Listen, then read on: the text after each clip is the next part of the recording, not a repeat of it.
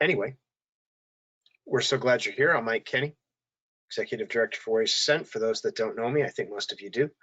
This is Amy Schoenhoff from Mindfulness in the Heartland. So for those that tuned in last time, she gave a great block of instruction, and this is the first of her 4-part series, Foundations of Mindfulness. I'm not going to steal too much of her thunder, but we're super grateful to have her. We're super jazzed. It's going to be great.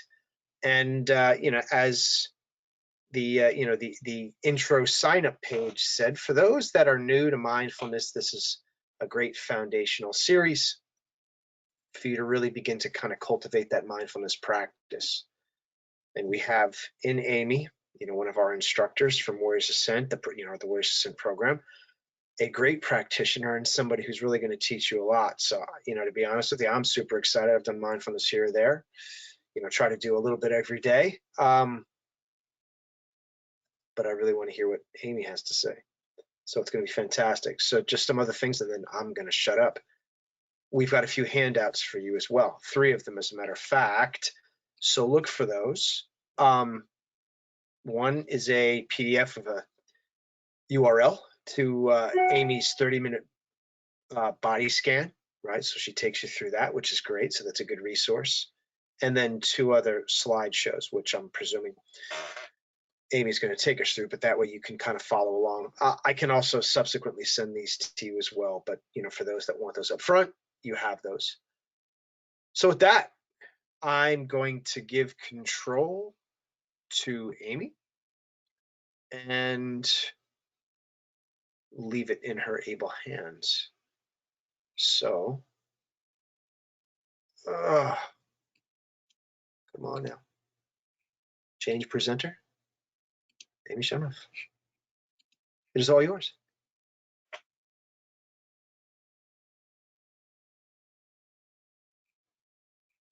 Okay, I think I've got it. We'll see how this goes. Right. I'll confirm for you whether or not we can see your screen, and if we can see your screen, then we know where to go. Well, I'm not going to share it yet. You can't see it yet, but when I get there, let me know. Okay, I appreciate that. So thank you, Mike, for the handoff and for the kind words. My name is Amy Zoe Schoenhoff, and I'm, as Mike said, the founder of Mindfulness in the Heartland. And by profession, I'm a trainer and educator in mindfulness. My training pathway is actually in mindfulness-based stress reduction.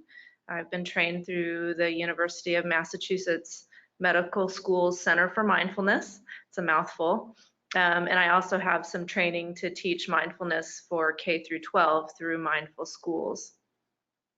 And personally, that's my professional credentials. Personally, I have been practicing mindfulness since my early 20s, and I'm now in my late 40s. So I've been at this for about 25 years in terms of doing these practices, and I really believe in them, and I really believe they can make a huge difference in the quality of our lives, how we're responding to how we're showing up in our daily lives, how we're responding to what's happening externally and internally, really helping us to be more grounded, focused, have better capacity to self-regulate, to be more adaptable, to manage stress, to be more resilient. I mean, there's empirical research to support that mindfulness can really be helpful in a variety of ways. And for those of us who may be on a healing trajectory, which I believe many people who come to Warriors Ascent are doing in the process of, mindfulness can be a really helpful kind of tool for your toolkit as you go through that process of healing yourself physically, mentally, spiritually. So obviously I'm a big advocate, and I'm hoping over these 4 weeks for this Foundation of Mindfulness series that you'll be getting some, as the title suggests, some foundational experience with mindfulness, both in terms of doing formal practice, understanding formal practice and how they serve us, and then just some foundational principles. And this class really comes out of, recognizing kind of the urgency of the present moment that many of us are in, and that people may be seeking resources to kind of support themselves right now in this moment as we kind of deal with this COVID-19 coronavirus pandemic. The skill sets of mindfulness can really serve us. So that's why I really wanted to bring this forward, and I'm grateful to Warriors Are Sent for giving me the opportunity to put this in front of their community. So that being said, I think, move into presentation mode. Just a couple of things just to reiterate, as Mike said, I do want you guys to have opportunity to share or talk about your experience of being with the practices, but it will open up the floor to that, and that is the ideal time to unmute your microphones. So please keep them muted otherwise, because they can become a distraction to other people who are on the webinar. And I think that's all. Oh, and I just wanted to reiterate, this is one of a 4-part series, and they're going to build upon one another. So I do hope those of you who are here tonight will continue to show up over the next 4 weeks, so that you can really get the most out of this training, okay? So that being said, I will now move into presentation mode, and hopefully you will be able to see my screen.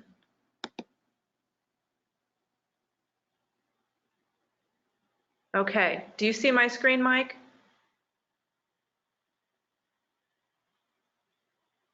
Yes, indeed. All right, okay, so here we are. Foundations of Mindfulness, week 1. So for those of you who perhaps haven't had an introduction to mindfulness, I just briefly want to recap, provide you with a formal definition for mindfulness. And if this is repetitive in any way, I apologize. But I do want you to have the foundational understanding of how we're defining mindfulness for the purposes of this 4-week class. So the definition I'm going to provide you with comes from Jon Kabat-Zinn. He is the founder of mindfulness-based stress reduction, and really from that foundation of mindfulness-based stress reduction, which is also referred to as MBSR, comes a lot of the more secular practices of mindfulness. So mindfulness as a body of practices and principles that aren't necessarily tied to any sort of religion. Okay, so we're talking about a non-religious approach to mindfulness, okay? So this definition that I'm going to share with you comes from him. So he defines mindfulness as paying attention in a particular way, on purpose, in the present moment, and non-judgmentally. And this definition really anchors into kind of 3 foundational principles: the idea of intention, attention, and attitude. And the idea of intention is that when we're being mindful, or when we're cultivating mindful awareness, we're aware of what we're doing as we're doing it. Like, mindfulness doesn't just happen by osmosis. If we were left to our own devices, what our mind tends to do is drift into what's referred to as mental wandering or mental drifting. That is what our minds tend to do when they're not focused on an activity. So when we're being mindful, we're actually being intentional. We're aware of what we're doing as we're doing it. And we're also aware of what's driving or fueling what we're doing, okay? You can kind of refer to it, think about it as a compass, so to say, kind of what's directing our behavior, or what's directing how we're engaging with the present moment. So when we're being mindful, there is this sense of being intentional, purposeful, okay? And oftentimes our intentions are or what we're trying to cultivate with mindfulness is that our intentions or our behaviors are showing up in alignment with our values, like how we say we want to be in the world. So it gives us a way to kind of gauge, am I showing up in the ways that I say I want to? Am I aligned with how I want to be showing up? And it gives us an opportunity to really direct and control how we're showing up and being engaged in a way that fits authentically with who we are, okay? So the second pillar is this idea of attention.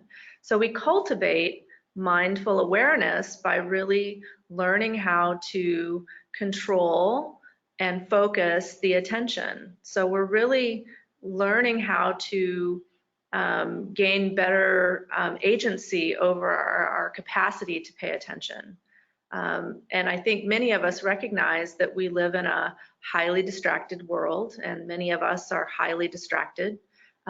We see bright, shiny things and we're taken off track pretty easily.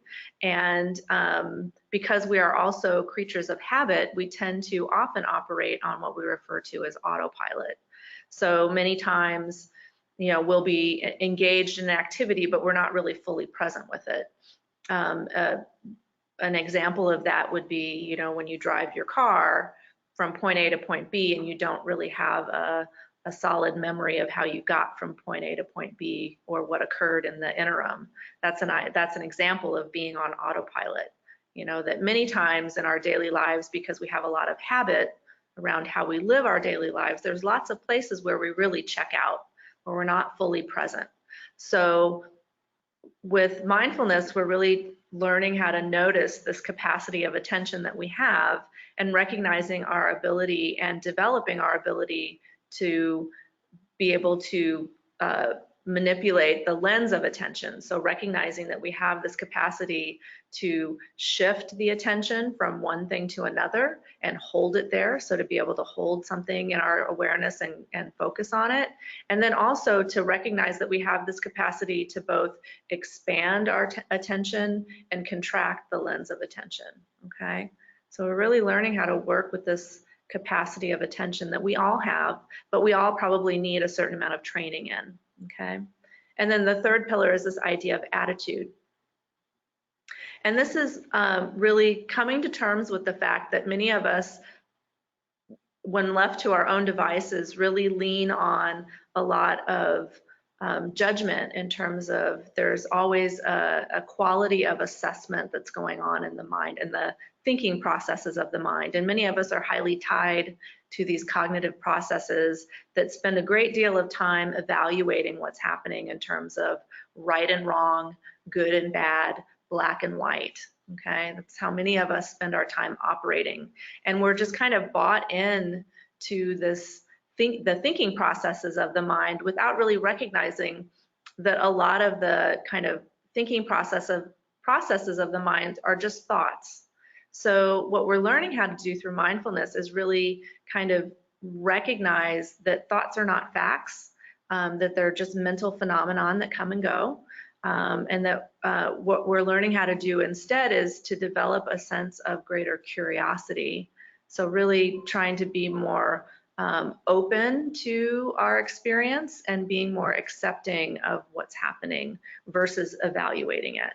So really trying to orient a little bit differently to the present moment through this attitude of non-judgment. And that's something we also work towards cultivating and practicing with, okay? So in terms of what we'll be doing tonight is we'll be spending some time doing formal meditation practices together, and then we'll talk about what that experience is like, and then also and then move into another principle of mindfulness and talk about how we can move forward through our this coming week using some of what we've learned tonight. The first thing I want to introduce to you all is something called the window of tolerance. And this has to do with the level of arousal in the nervous system, so specifically in the autonomic nervous system, and how when it becomes important in relationship to mindfulness is being able to self-monitor as we are practicing meditation, formal meditation practices.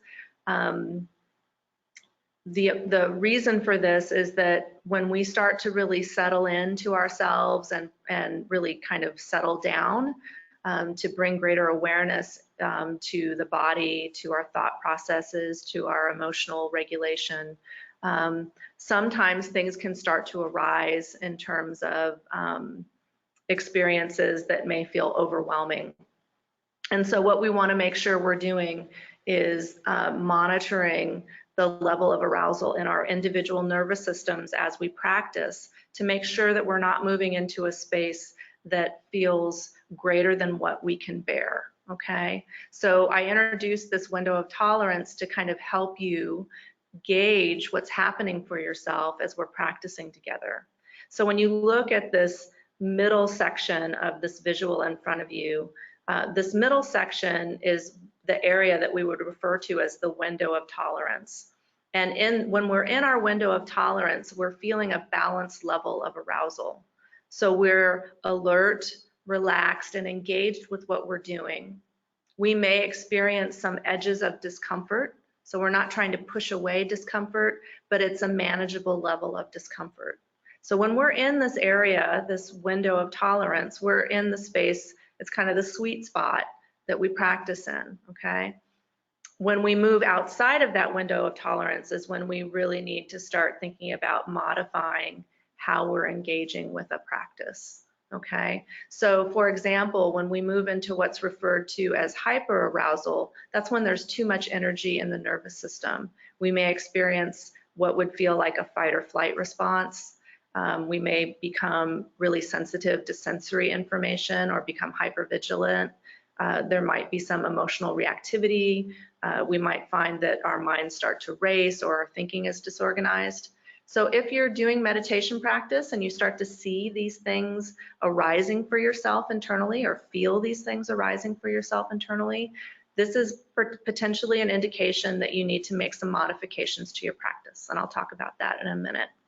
First, I want to talk about the lower portion, the blue area, which is called the hypoarousal zone. And that's when there's not enough energy in the nervous system. And what that can look like is a freeze response or an absence of sensation, feeling a lack of emotion or feeling foggy or spacey, not feeling like you want to move. If that shows up, once again, we're outside of our window of tolerance zone and we potentially need to look at modifying our practice, okay? So these are just things for you to notice as we practice together. Ways that you can modify, typically if your eyes are closed during a meditation and you start to feel like you're moving into one of those hyper or hypoarousal zones, if your eyes are closed, you may want to open your eyes. You may want to move into another form of practice. You may want to get up and do some stretching. You may want to just do a little bit of walking, feeling sensations in the bottom of the feet or the palms of the hands. Other options are just to reduce the amount of time that you're actually doing the formal practice. But you do want to switch up what you're doing when you notice you're moving outside of your window of tolerance. And I am a huge advocate for self-care. So do feel like you have permission and space to modify if at any time when we're working together or you're doing a meditation practice by yourself, if you're moving outside of your window of tolerance, self-care is an absolute okay thing to move into. And like I said, that could look like a variety of things. It can be opening your eyes if they're closed. It can be moving into another form of movement practice. It could be completely disengaging from meditation, or it can be just limiting the amount of time that you're actually doing it, okay? So hopefully this window of tolerance is helpful. It's also in the packet of information that you'll have available to you, so you have a reference for yourself. So we are going to move in doing a formal practice called the body scan this evening. And the body scan is one of the first practices I teach in the MBSR curriculum. And the purpose of moving into the body scan first is that, many of us spend our lives living from the neck up. We've really become disengaged from the physicality of the body. I think many of us through our own kind of life cycles really start to learn how to ignore the sensory information that our bodies provide for us, when in actuality, our bodies are kind of like an antenna. They tell us what's happening externally and how our body is relating to what's happening outside of our bodies, but they also provide us information about what's happening internally, how we're responding to whatever it is we're engaged in. And so what we're learning how to do is get reoriented towards our body, to refamiliarize ourselves with the sensation inputs of the body. Also, getting a sense of starting to have a relationship again, in a sense, with our bodies.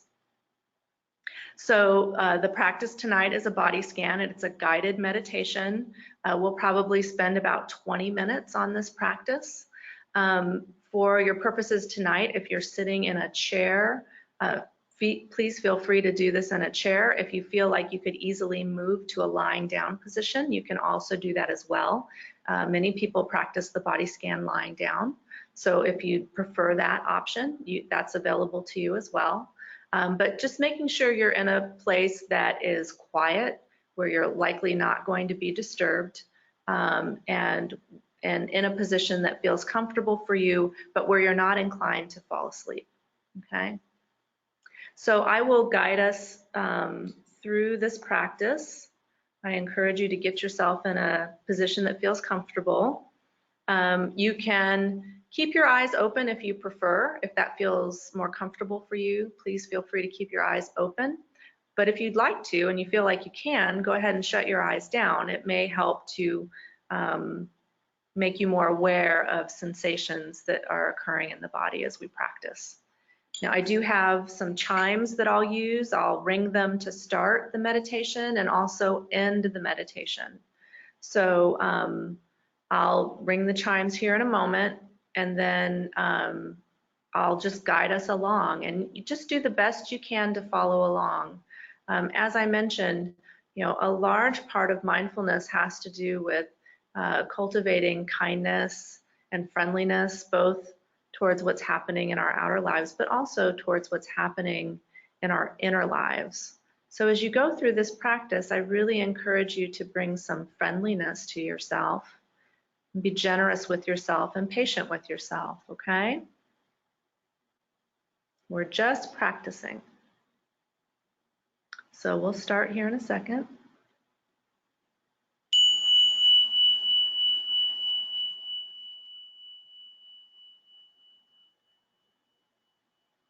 So closing your eyes if they're comfortable for you, if that's comfortable for you. And the first thing I'm going to ask you to do is to just bring your attention to yourself, as your body, as you're sitting or lying down. Feeling into points of contact that your body makes with the chair or with the floor. Noticing perhaps pressure or sensations of warmth.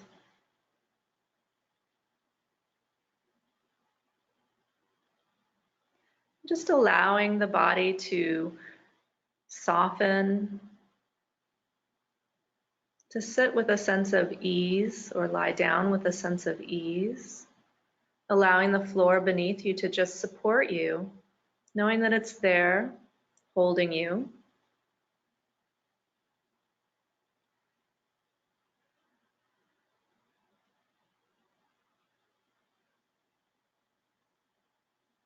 And when you're ready to do so, I'm going to ask you to bring your attention to your breath.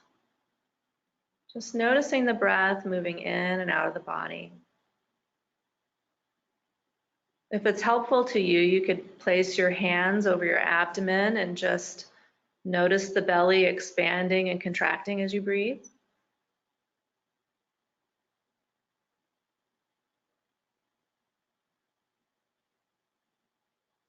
We're not trying to control the breath, we're just allowing the body to be breathed and noticing the sensation of the breath as it moves through the body. This breath will be our anchor as we practice together. So this movement of the breath in and out of the body is a place of refuge or safety for us if we ever find while we're practicing that we're becoming overwhelmed, or something feels painful or uncomfortable and it's too much. We can just return to this felt sensation of the breath moving through the body. This is home base,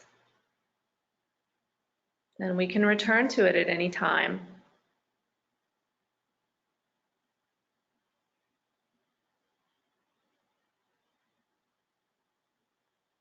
So sitting here with the breath,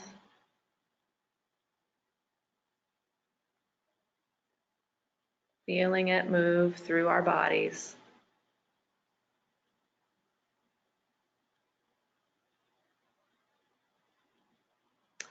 And when you feel ready on an exhale, I want you to bring your attention down through your hips into the tops of your legs, down through your knees, your lower legs, your ankles, all the way down to your feet. And just noticing your feet. Noticing perhaps where they make contact with the floor. Perhaps feeling the drape of a sock or a shoe.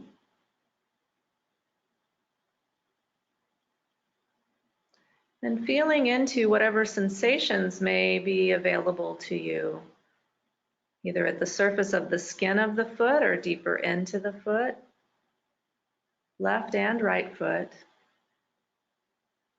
Perhaps feeling the density of the feet, the bones and muscles. Perhaps sensations of temperature, warmth, or coolness. Sensations associated with movement, vibration, pressure. And if you happen to not feel anything, that's okay too. That's just how things are right now. Just being open and receptive to whatever's there. And open and receptive if there's no sensation to be felt.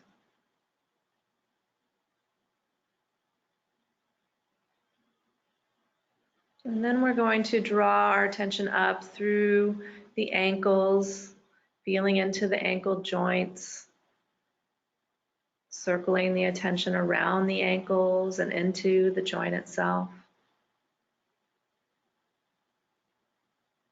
Perhaps feeling senses of tightness or looseness, whatever's there. And allowing the attention to move up into the lower legs, from the ankles to just below the knees.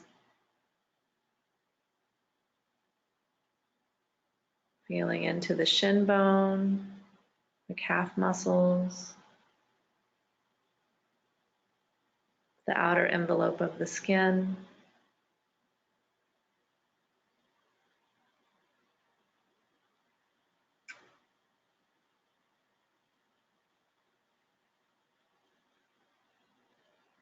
Moving into the knees now.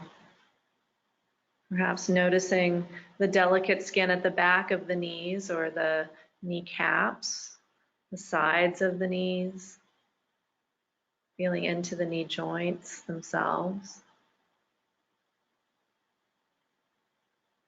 Noticing pressure, movement, circulation.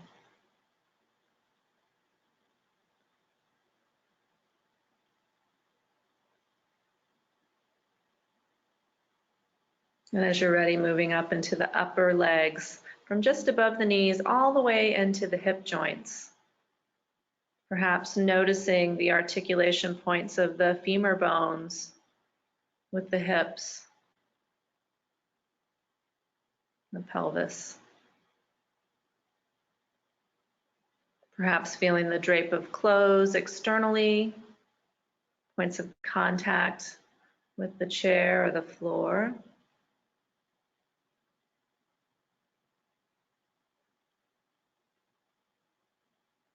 The large muscles in the front of the legs, the back of the legs, the inner thighs, the sides of the legs.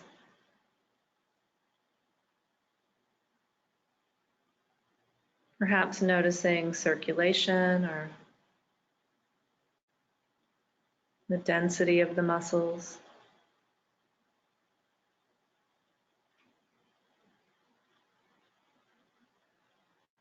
And then moving up into the area of the pelvis, feeling into the hips, the lower abdomen, the gluteal muscles,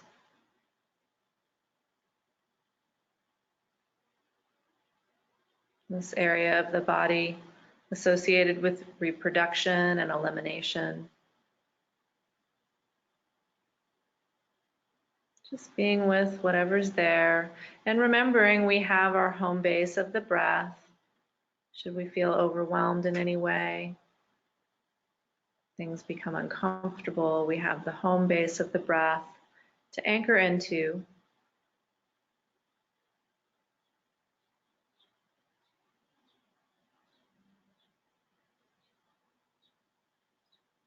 Then we'll move into the middle of the torso, feeling into the softness of the abdomen, this area of assimilation and digestion. Perhaps noticing the breath moving through this area of the body, the rise and fall of the belly. Perhaps movements associated with digestion. Feeling into the sides of the waist, the back of the body, from the low back to the base of the rib cage, feeling into the musculature along the spine, feeling into the spine itself.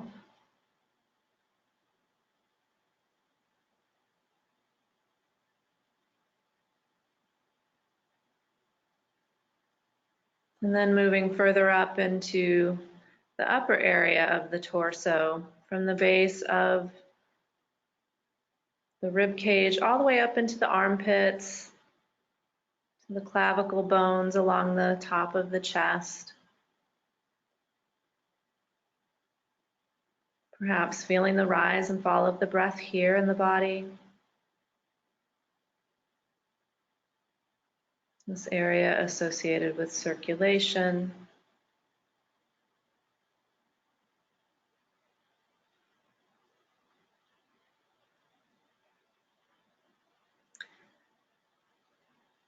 Feeling the lungs, the heart,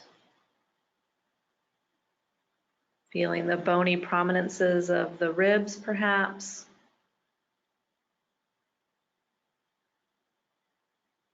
Sensations of moisture or dryness in the armpits.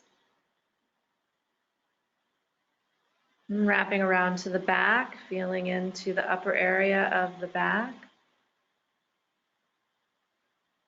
The area of the scapula. The spine in this area and the muscles there.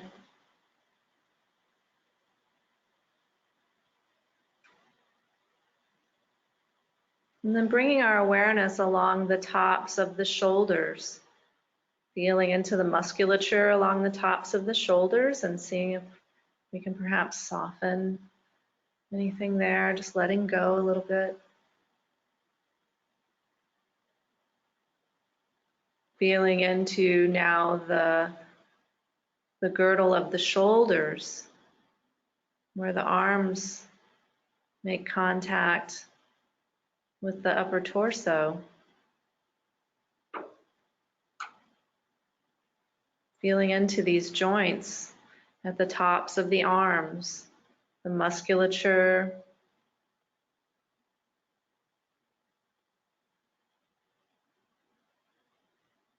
and bringing our awareness down now through the arms, into the upper arms, feeling the muscles, the biceps and triceps,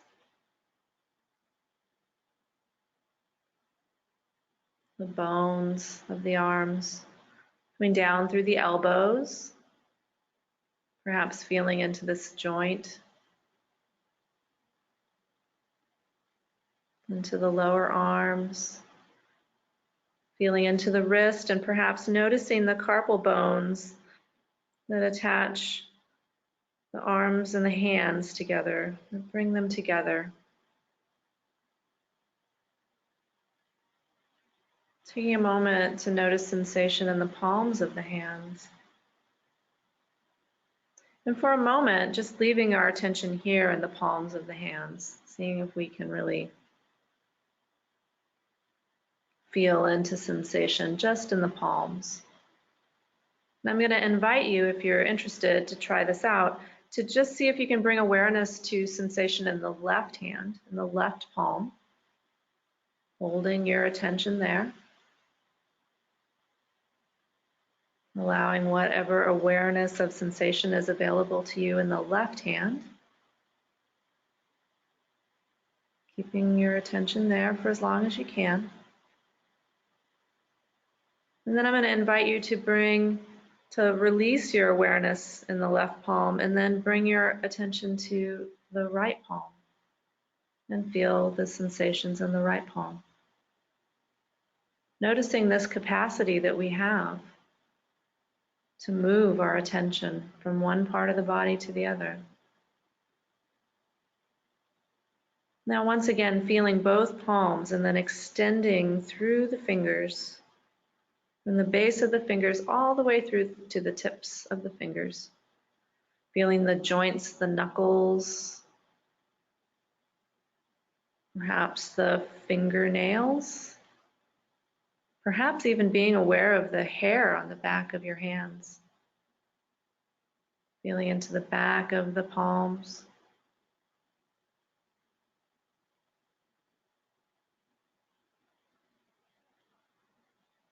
And bringing your attention all the way back up through the arms, into the shoulders, and now coming to rest the attention on the neck. Feeling into the back of the cervical spine, which is the bones of the cervical spine along the neck and up to the base of the skull. Perhaps feeling that ridge where the skull and the neck connect. Feeling into the sides of the neck and perhaps noticing the muscles, these strong muscles that help keep our head up. Feeling into those strong muscles in the sides of the neck and bringing your attention to the front of the neck. Perhaps noticing sensations associated with swallowing. And perhaps noticing movement of circulation through this area.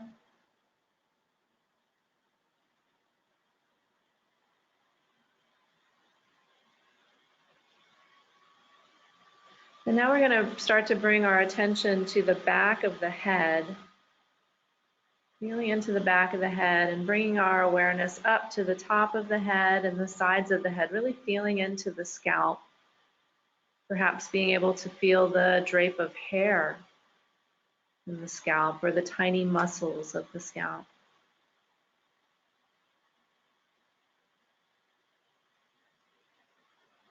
Bringing our awareness to the ears and feeling inside the ears. Noticing how sound comes into the ears. And perhaps seeing if you can bring your awareness to the inside of the skull, where the brain is. Just noticing what you can be aware of on the inside of the head. And then bringing your awareness back out through the ears. Coming up to the forehead. And feeling along the temples. Seeing if there's any softening we can do here in the face, in the forehead, the orbits of the eyes.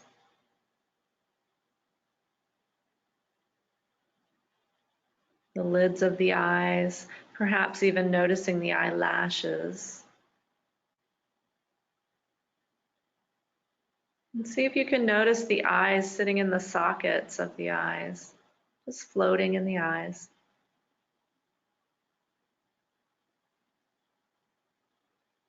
Coming down along the bridge of the nose, the sides of the nose, feeling into the nostrils, the cheekbones,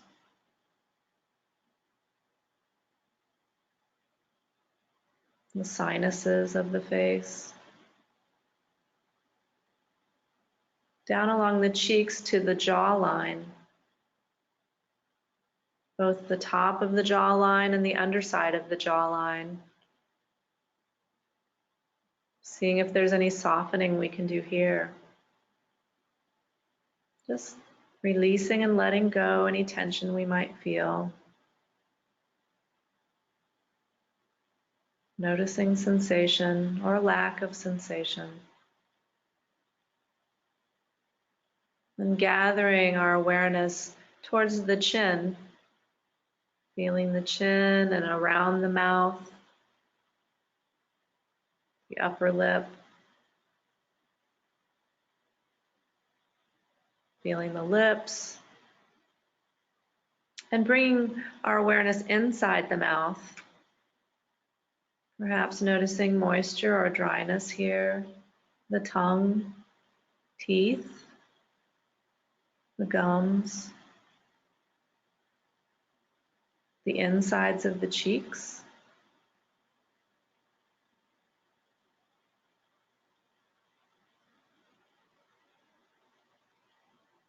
Just noticing whatever sensory information is there to be felt.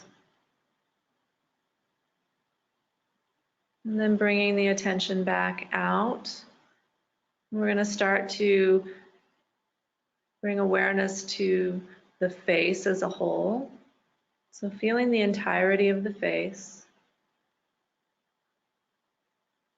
And then expanding our awareness to feel the entire head.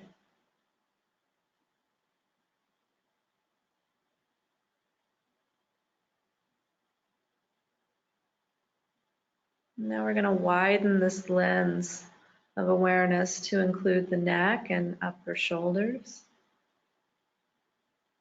the arms, the torso and pelvis, the upper legs and knees, lower legs and feet.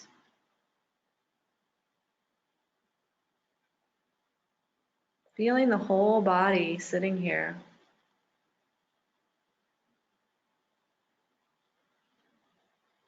And allowing the breath to just move through the body as we sit or lie here.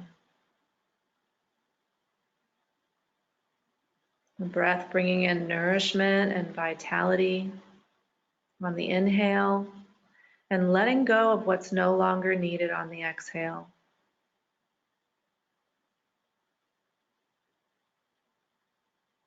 Just allowing and letting go.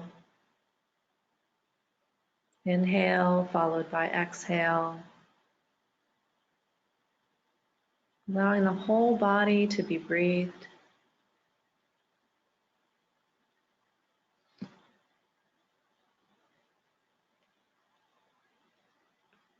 Being with whatever aliveness you can feel in your body in this moment. Knowing that this is how things are right now.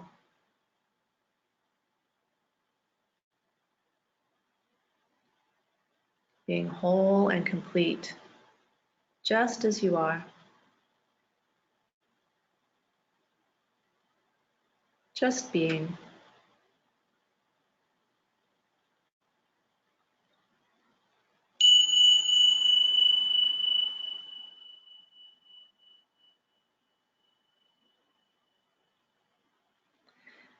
And as you're ready to do so, if your eyes have been closed, I'm going to encourage you to open your eyes and just take a moment to orient yourself to the space that you're in right now.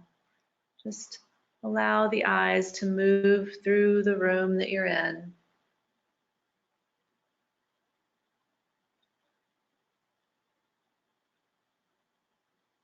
Now I'm going to move out of presentation mode here for a moment. And Mike, I'm going to ask for your help. I do want to open up the floor to see how this practice was for people who are participating this evening. So if you are willing to share your experience of that meditation, and sharing about your experience can be what was challenging about it, what value, if you found any value in it, what you noticed, what you were aware of as we practiced. Perhaps it's easiest to just put in the chat that you're willing to share, and then Mike can unmute you, or you can unmute your speaker, your microphone. So I'll just open it up to see who wants to participate.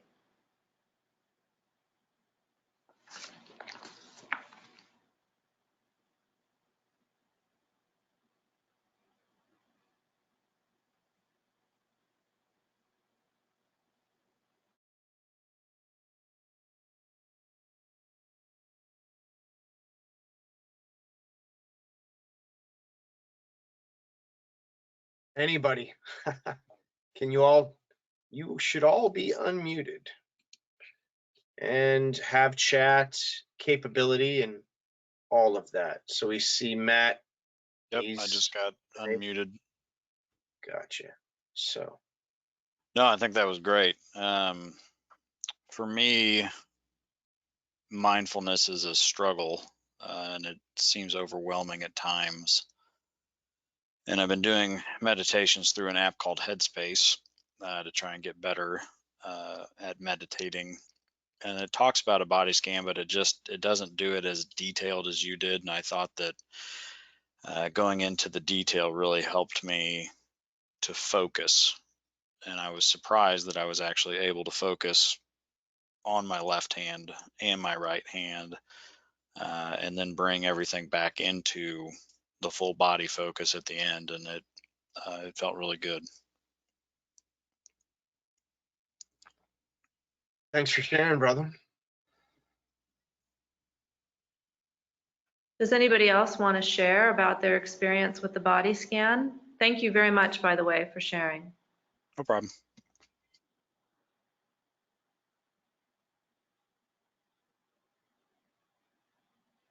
Well, I will just say, go ahead, I'm sorry.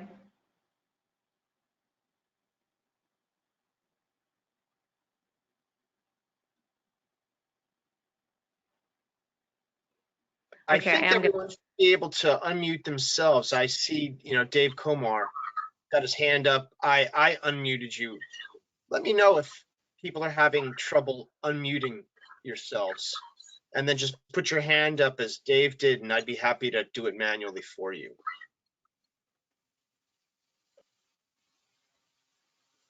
All right. Maybe not.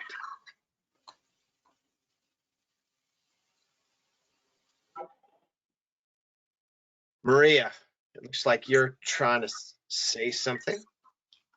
Yes, I thought it was very relaxing. So you were able to stay with it and follow the practice. Were there any challenges for you? Yes, intermittently. Mm-hmm. But you were able to bring yourself back. I brought myself back. Great, great. Thank you.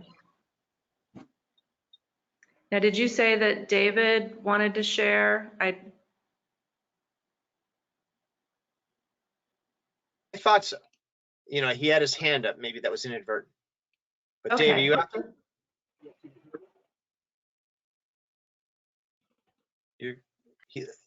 I think he's trying to say something. Maybe his mic is just not cooperating.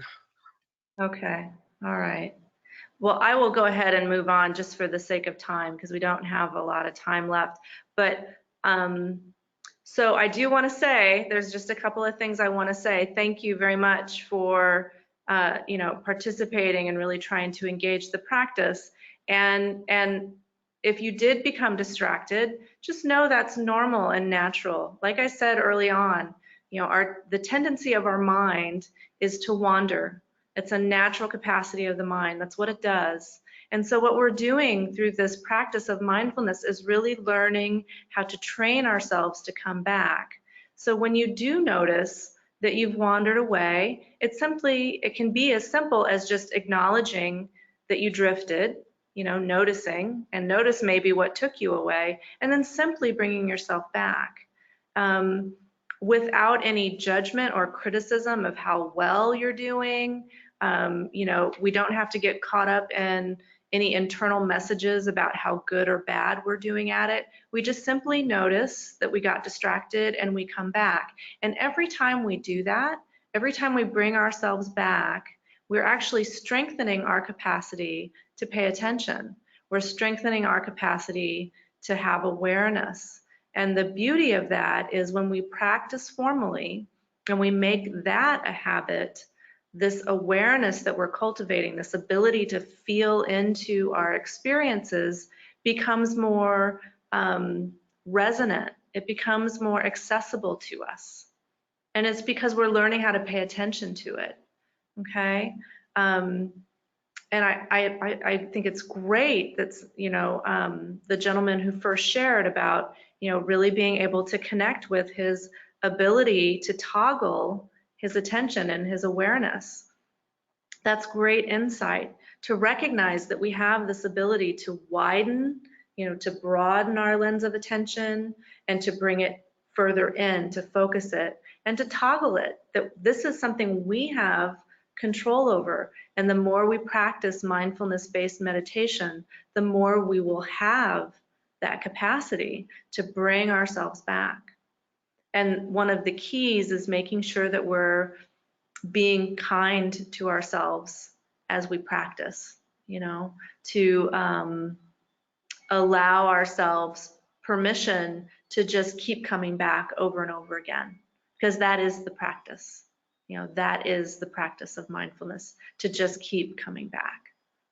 So I do hope it was a helpful practice to you. I think, as Mike said early on, you're going to get a link to an MP3 file, a recording of a guided practice, body scan. And it's a 30-minute guided meditation. And I encourage you between this week and next week to actually just spend some time with it, to carve some time out of your daily life to practice this meditation and just see what happens from day to day. Just notice what you're aware of. And you can even just keep a little journal from one day to the other, just making notes about what you noticed and knowing that there's no right or wrong. The thing is, we just show up and we practice and we just see what's there. Okay. So I encourage you to continue to play with this meditation practice this week to the best of your ability, and keeping in mind that window of tolerance, making sure that you're staying in a place that feels safe and not overwhelming for you. It doesn't mean we don't feel discomfort. It doesn't mean we can't be present with discomfort, but making sure that it's a reasonable amount of discomfort and modifying if you need to, okay? Giving yourself permission to self-care if you need to. So I'm going to move into presentation mode again real quick and just kind of wrap our time together up to talk about another way that it might be helpful, some other things you can do this week. So the other thing I'd encourage you to think about is this idea of autopilot. We talked about this when we talked about this attentional capacity that we're trying to cultivate through mindfulness, and that oftentimes our daily habits are the places where we check out. And we check out in lots of different ways. We move into autopilot for lots of different reasons, but places where we kind of habitually check out is the places where we have a lot of habit, a lot of habitual behavior around. So one of the invitations for this week is to start looking at autopilot, the places in our lives where we tend to move into autopilot, where we tend to kind of not pay full attention to what we're doing, and seeing if we can just bring awareness to one daily task that we do mindlessly typically, and seeing if we can develop some awareness around that. So when I'm talking about cultivating awareness in a daily task, what we're simply doing is doing the activity, but doing it with some awareness around the emotions that we're feeling as we're doing it, the sensations in the body that we're feeling as we do it, and noticing thoughts without being hooked by the thoughts. right? So being aware of thinking without necessarily being caught up in our thinking, okay? And I'll give you an example of a daily practice where you could do this. I'm also in your packet, the packet for this week, there's a long list of places where you could, a daily practice that you could potentially bring this awareness into. But we talk about this idea of the triangle of awareness, noticing thoughts, emotions, and body sensations as we do whatever it is we're doing. One place where people can bring awareness is into the daily habit of taking a shower. You know, most of us take a shower daily or every other day or however often we do it, but it's a place where we often check out. You know, for many people, the shower is the place where we start thinking about our day or thinking what happened during the day. You know, it's not a place where we're really engaged in the activity that we're doing. So when we're trying to bring awareness to this daily activity, we're simply noticing things like the sensations of water on the body, the scent of soap as we clean ourselves, noticing the lather on our bodies as we're cleaning ourselves, being aware of how we feel as we take a shower, like what emotions are present. And when we, find ourselves slipping into thoughts, slipping into thinking, just bringing ourselves back. And one of the ways that we can really move out of our habits with regard to daily activities is to do them just slightly differently. So if you kind of have a pattern that you go through when you wash yourself, you can change that pattern up. Like, for example, if you wash your hair first before you wash your body, you could try to wash your body first before you wash your hair as a way of just moving yourself out of the habit so you can have more awareness as you do it. So that's just like one activity that you could do this week. But like I said, we're going to give you a list in the handouts of things you can try. And you can also just create your own, okay? So you can take your morning cup of coffee or tea and turn it into an informal awareness practice, an informal mindfulness practice. You can really take any daily activity from your life, but do pick something where where your habit is to just check out, okay? It could be driving your car from one place to another, just bringing your full awareness and attention to that activity and seeing if you can do that consistently over the next 7 days until we come back together again. And then we'll talk about these things. Hopefully you'll have time to do these things over the next week and practice with these things so that you'll have something to talk about next week in terms of what it was like, what the challenges were, what you learned as you did these things, and just see what shows up. I'm not asking you to believe anything. I'm really just asking you to show up, to try, to be present and share as much as you're willing to share, what feels safe, and seeing what we can learn from each other in the process, what you can learn about yourself and what we can learn from one another. So that, I believe, is all I wanted to discuss this evening. Mike, did you say that everything is available for them? The link in the... Yeah, it's in the handouts section. Okay. So there's 3 of them. Yeah, and they should be able to.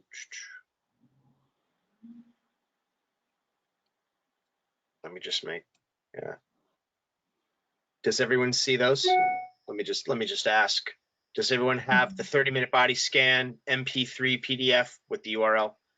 WA Farm week 1. So Yes. a total of 3. Yeah. Are you able to download those? Yes, I was able to download them. Okay. Yeah. So those are those right there. So those are all the documents. If you run into any problems getting access to those items, do reach out to myself or Mike. Yeah. Oh, you'll send them out as well? Yeah, I mean, I can do that as well for those that, participated. But yeah, I mean, if you wanted them straight away, you should be able to download them right now. That's, for those that are like, hey, I want that URL now, the one that's got Amy's body scan. So if you got something out of it, It's there for you. You can listen to Yes. her at your leisure, at your beck and Yes, and we will be at it next week again from 7 to 8 p.m. And next week, we're going to be working on awareness of breath and perception. So we'll be starting to look at perception and conditioning and the intersection of mindfulness with that. So yeah, it's 8:01. I'm going to give myself a pat on the back for staying on time. Good. So please No. practice this week. I'd really like you guys to get the most out of this, and practice is king. It is being with these practices. We're trying to get you out of your heads and into your bodies. So I encourage you to work with this stuff and let it inform you. You are your best teacher in this. I can give you information, but it's really experiential. It's in the experience that you're going to really learn the most. So I thank you for being here this evening and participating, and I will hope to see or hear each of you next week here. It's from 7 to 8 p.m. That's all I got. Thank you very All much. right. Amy, Thank you, fantastic. guys. Hey, Thank everyone. you. Yeah, thanks. Thanks for attending, and see you next week. Spread the word. Appreciate you. Appreciate you, Amy. Thank you.